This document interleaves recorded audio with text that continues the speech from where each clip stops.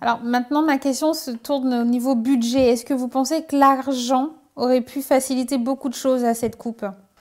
Ben écoutez, avant que je ne vienne là-dessus, je vais quand même raconter quand même certaines anecdotes, deux et très rapidement. Je tiens à rappeler ici pour les amoureux du basket que malheureusement depuis presque 30 ans maintenant, le problème des finances, le problème de retard du budget ont toujours affecté toutes les équipes nationales. D'ailleurs, pour exemple, en 1987, l'année où nous avons remporté le championnat d'Afrique à Tunis, notre équipe nationale devait livrer un dernier match avant de s'envoler 2 jours plus tard pour Vichy où on devait faire un stade de 10 jours. Notre équipe nationale, ce dimanche-là, n'avait pas de quoi à manger avant le match test. C'est le président de la fédération, Maître Zarambo Asingambi, qui avait pris un cabri chez lui, je me rappelle très très bien, qu'il avait fait tuer, cuisiner, et nous avions mangé ça avec du manioc et du mambéré. Et c'est pour vous dire que ces problèmes ne viennent pas d'aujourd'hui. Ensuite, nous sommes envolés pour Tunis. Et sachez qu'à cette époque-là, les joueurs d'équipe nationale n'ont touché en tout et pour tout que 400 $ de nos francs actuels, à peu près 300 et quelques euros. Il n'existait pas de prime de match gagné et ainsi de suite.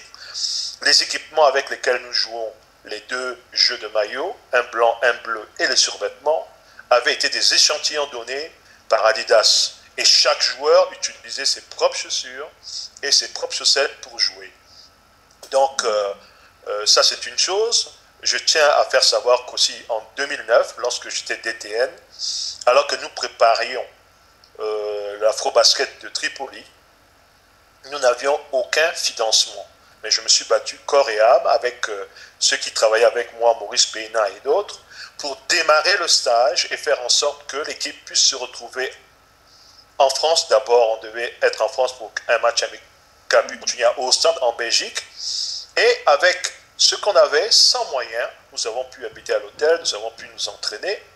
Et c'est par la suite, quand la pression montait, vu que la fédération et le ministère ne bougeaient pas, qu'au niveau de la DTN, j'ai utilisé mon relationnel pour pouvoir décanter certaines situations financières, ce qui avait permis de prendre en charge tous nos frais à l'hôtel, le stade, puis le transport de Ostende sur l'île, puis Paris et Vichy, et notre séjour à Vichy pendant 5 jours.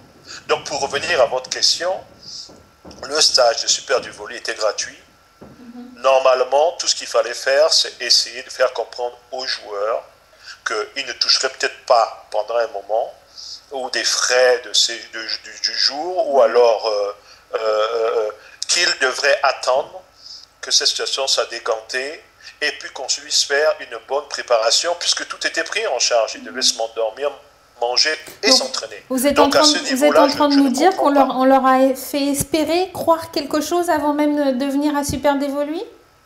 Je ne sais pas. Ça, par contre, je ne pourrais pas parler de choses que je ne sais pas. Mais par rapport à la préparation, j'estime qu'elle aurait dû être bien faite dans ce sens où il y avait tous les moyens, c'est-à-dire il y avait le terrain, il y avait l'endroit pour dormir, il y avait l'endroit pour manger. Ils avaient tout à leur disposition pour se préparer. Mais il n'y avait pas assez de joueurs. Et à mon avis, il y a eu un oubli volontaire sur de nombreux joueurs qui auraient pu être dans cette équipe nationale et qui, s'y avaient fait le déplacement avec l'équipe qui est allée à Abidjan, à coup sûr, au moins, nous aurions pu battre le Mozambique, le Cap-Vert, et qui sait aller plus loin, puisque en croisement, si on avait terminé deuxième, on se serait retrouvé en huitième de finale contre l'Égypte, qui, à mon avis, n'aurait pas pu faire le poids contre nous, même si techniquement ils sont assez bons. Et en quart de finale, nous aurions rencontré... Non, pardon, on serait tombé sur le Congo en huitième, puis l'Égypte en quart de finale, et probablement le Sénégal en demi-finale. Mais bon, avec des si, on ne On peut peut pas faire, refaire l'histoire. tout à fait, tout à fait. Est-ce qu'aujourd'hui, on peut dire que les conditions de présélection des Fauves étaient vraiment pas du tout bien coordonnées? C'est ce que vous êtes en train de nous dire. Ouais, en fait, quand vous parlez des conditions de préparation, des conditions, comment ils ont monté la présélection. Comment ils ont Parce que, monté la présélection? Tout à fait. voilà, en fait, je voudrais revenir là-dessus, c'est malheureux, mais en 2009, je reviens en 2009, une équipe avait été mise à l'époque en place. Et vous voyez dans les pays, dans tous les pays du monde, quel que soit le sport, l'ossature d'une équipe demeure la même. Et on ajoute des joueurs supplémentaires. En 2011, quand ils ont refait l'équipe, pour des raisons qui n'ont rien à voir avec le basketball, certains joueurs ont été tout simplement écartés de l'équipe. D'ailleurs, cette équipe a été faite par le président de la fédération en 2011. Mais pourquoi? La question est pourquoi? Mais le problème, justement, dans notre sport, le sport centrafricain, il y a trop de problèmes de personnes. Ou alors, peut-être parce qu'un joueur est affilié avec une autre personne, on a des problèmes avec cette personne, et on enlève les joueurs. Et malheureusement, à cette époque-là, je pense que c'était dû au fait que j'avais été DTN, que certains joueurs étaient proches de moi, qu'ils avaient été enlevés. Et ça ne devrait pas se faire, parce qu'en fait, moi, je n'empêcherai jamais un joueur, même si je ne suis pas là, de ne pas représenter son pays. Ça ne s'est jamais fait. Voilà. J'ai toujours appelé les joueurs justement pour leur dire je veux que vous soyez là-bas pour ne pas que ça soit mal interprété. Je crois qu'on reviendra peut-être plus tard. Il y a eu l'absence de certains joueurs. Et vous savez, je donne un exemple très simple.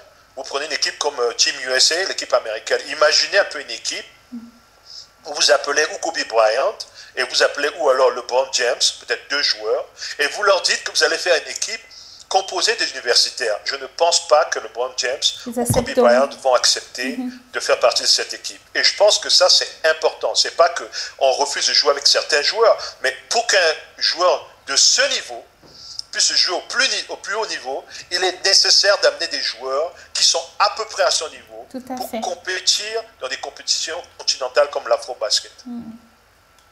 Et si vous ne le faites pas, eh ben, cela n'est pas possible. Alors, il y a eu de nombreux joueurs qui n'ont pas été invités.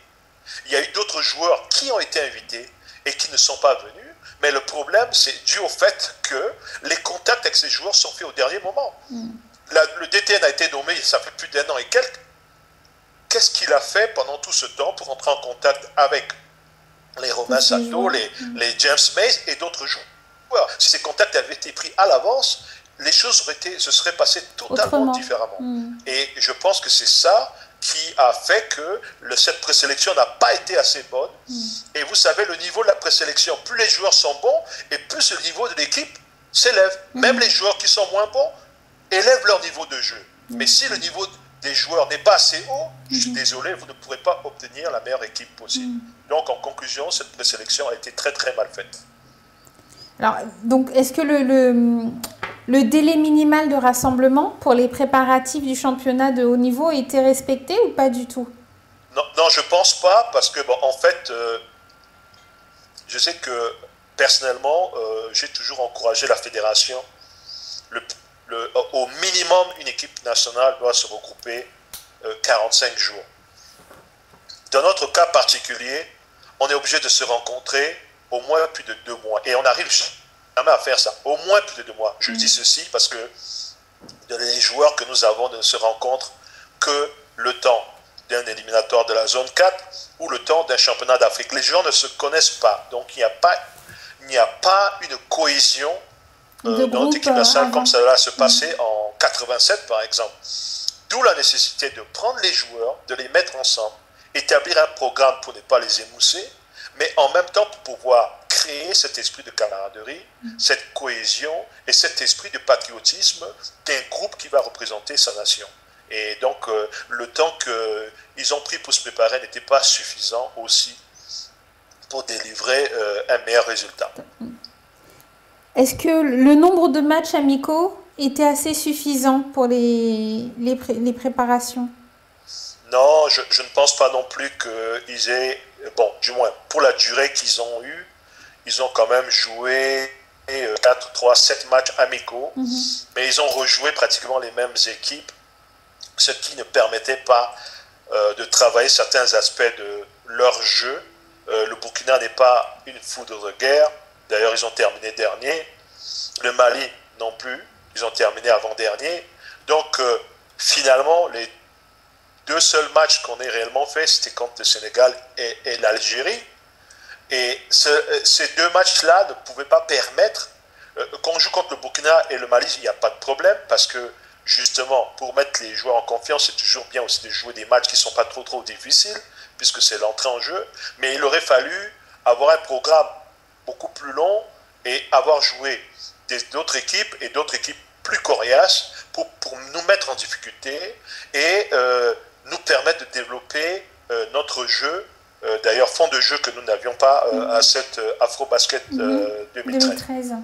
Vous savez, le basketball centrafricain, différemment de beaucoup d'autres équipes, nous ne sommes pas un pays qui joue un basket classique. Notre basket est appuyé sur la rapidité, l'agressivité en défense, la contre-attaque, la créativité et bien sûr l'adresse. Et pour cela, on est obligé de se préparer plus longtemps parce qu'il faut une longue condition physique, parce que sur un plan musculaire, afin d'éviter des blessures, il faut se préparer parce qu'on doit courir à l'entraînement pour pouvoir courir au match. Donc, le nombre de matchs amicaux doit être obligatoirement augmenté. Sur 2 mois, une équipe nationale doit jouer environ 15 à 17 matchs amicaux.